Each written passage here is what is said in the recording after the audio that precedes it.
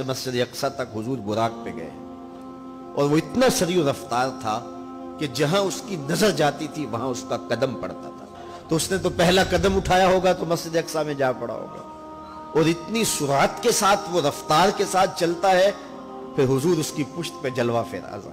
ये 1000 किलोमीटर फी घंटे की रफ्तार से जहाज चले तो किसी में है हिम्मत कि उसकी नंगी पुश्त पे बैठ जाए? हवा की मुज़ाहमत ही गवारा न हो, पड़ख उड़ जाए, आग लग जाए, और जो करोड़ों मील फी सेकंड की रफ्तार से जा रहा है उसकी नंगी पुश्त पे बैठने वाले शाहसवार की अजमत को सलाम करने को जी नहीं चाह रहा। अच्छा, फिर इतनी सूरत के साथ जाएं तो रास्ते में कोई दिखाई भी दे तो सुझाई नहीं देता, अच्छी तरह पहचान नहीं पाता बंदा। यार तुम गुजरे थे, कहा मैं तेजी में था, तो तेजी में जो चीज नजर आए तो उसको पूरी तरह पहचाना नहीं जाता।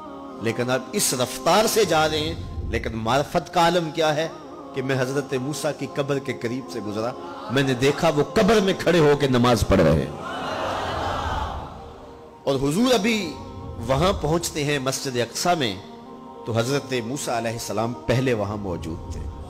या तो ये मानना पड़ेगा कि यहां भी मौजूद थे, वहां भी मौजूद थे, और या फिर ये मानना पड़ेगा कि वो पहले चले गए।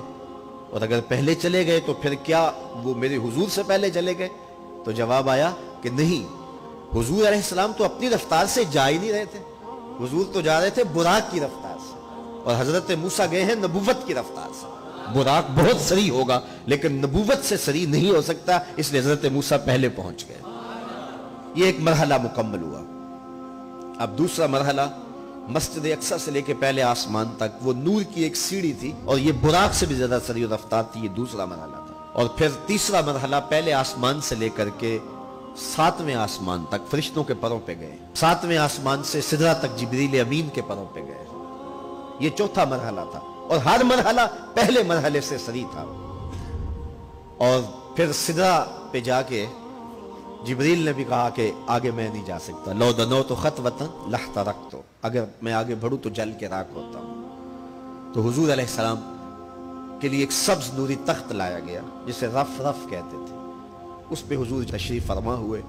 फिर वो किस सूरत से गया, इन 4 मराहल से ज्यादा सरी रफ्तार था। रफ रफ की मुंतहाई परवाज जब हुई तो मैं अल हज़रत की रूह से फैज लेके कहता हूं कि रफ रफ के भी बस बस हो गए।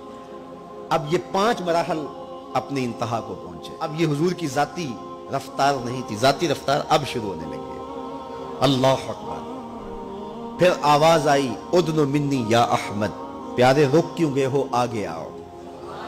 अल्लाह अकबर। और हुजूर फिर आला हज़रत फरमाते हैं कि डरते झिझकते आगे बढ़े। क्यों? जलालो हैबत का सामना था, जमालो रहमत उभारते थे। अब्द थे ना, माबूद के हुजूर हाजिर हो रहे थे, तो जलालो हैबत का सामना था, जमालो रहमत उभारते थे। आवाज आई, महबूब आगे बढ़िए। हुजूर ने एक कदम उठाया। अब फिर फासला कितना तय हुआ एक कदम में? मस्जिद हराम से लेकर मस्जिद अक्सा तक बुराक ने जितना फासला तय किया, मस्जिद अक्सा से लेकर पहले आसमान तक नूर की सीढ़ी ने जितना फासला तय किया, और पहले आसमान से 7वें आसमान तक, और फिर वहां से सिदरा तक जिब्रील और फरिश्तों ने जो फासले तय किए, फिर उसके बाद रफ रफ जहां तक गया, टोटल इन 5 मराहल में जितने फासले तय हुए, हुजूर के एक कदम उठने से इतने फासले तय हो गए। अब ये रफ्तार थी मेरे हुजूर की। फिर हर कदम में उतना फासला तय होता जितना पीछे टोटल कदमों समेत फासला तय हो चुका होता। अब कोई हिसाब करके तो दिखाए। अल्लाह अकबर। और फिर आवाज आती गई, बड़ा मोहम्मद करीब हो अहमद, करीब आ सरवरे मुमज्जद, निसार जाऊं वो क्या नदा थी, वो क्या समा था, वो क्या मजे थे। 70,000 मरतबा आवाज आई और हुजूर के कदम उठते गए उठते गए। फिर कहां तक पहुंचे, कोई हद है उनके उरूज की, बाला गल ओलाबे। और इसको मेरे रब ने सफर नहीं कहा, कहा ये अभी मेरे नबी की सैर है। क्या समझोगे मेरे रसूल को? उसकी सैर इतनी सरी है कि तुम्हारी अकलें थक गई हैं, और अगर वो सफर करने पे आए तो फिर आलम क्या होगा।